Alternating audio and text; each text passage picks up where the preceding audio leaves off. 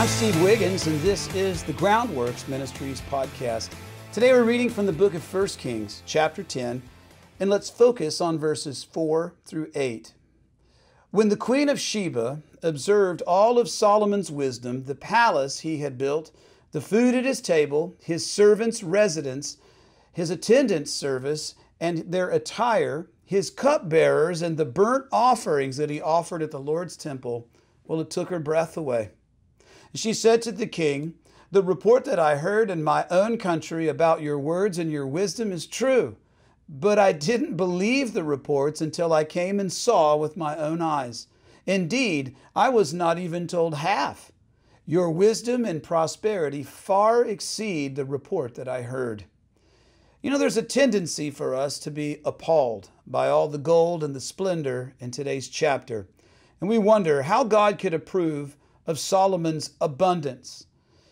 And at the risk of sounding like I subscribe to the health and wealth prosperity gospel, which I don't, I want to put forth that the prosperity of God's people is always the gift of the Lord's goodness.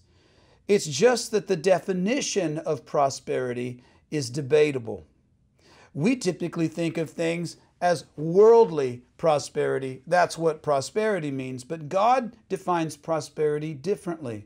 So avoid at all costs allowing the world to define prosperity, because it'll spoil your appreciation for the fact that the God of all creation is providing for you everything that you need over in abundance. God's goodness toward His people demands that we are both thankful and joyful.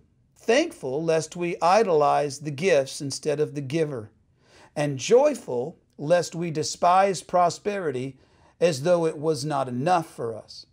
So why do we default to being indignant over materialism rather than acknowledging that the Lord's blessing involves some folks being wealthy, while He chooses for others to not be wealthy?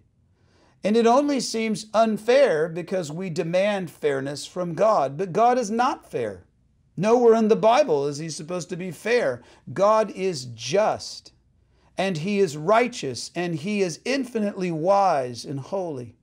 And if we demand fairness from God, from the world's perspective of fairness, instead of trusting His wisdom that He would choose rightly for us, despite the choices that we would have made, well, then we allow an open door for envy, and then covetousness and spiritual pride to disrupt our worship and to hijack our joy.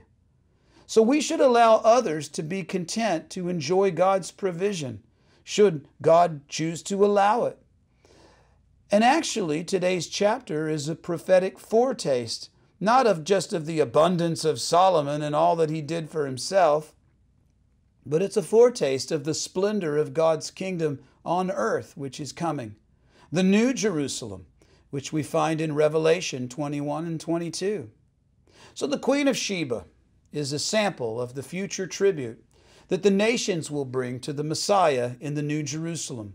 Psalm 72, verses 8 through 11 says, And may He rule from sea to sea," speaking of the Messiah, "and from the Euphrates to the ends of the earth. May desert tribes kneel before Him, and His enemies lick the dust. May the kings of Tarshish and the coasts and the islands bring tribute.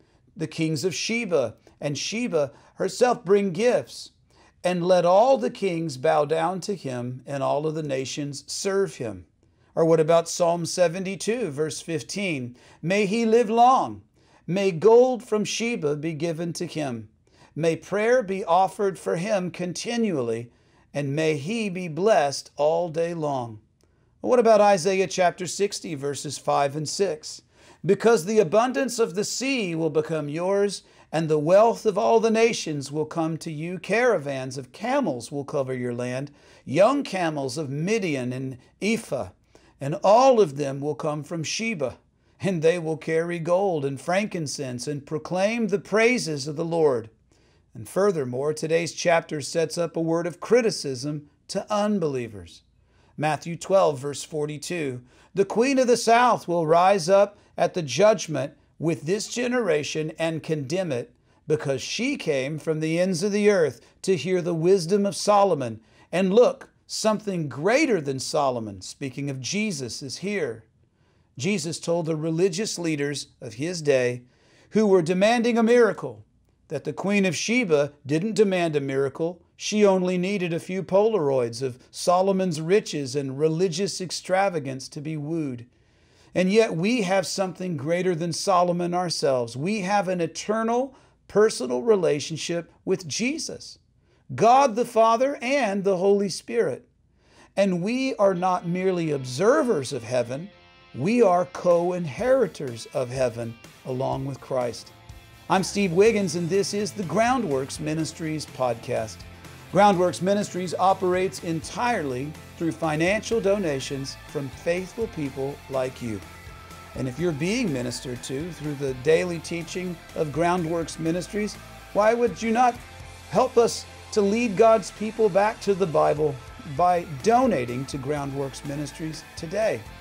You see, we need your support now more than ever. Donating is secure and it's easy at our website. So check us out at groundworksministries.com.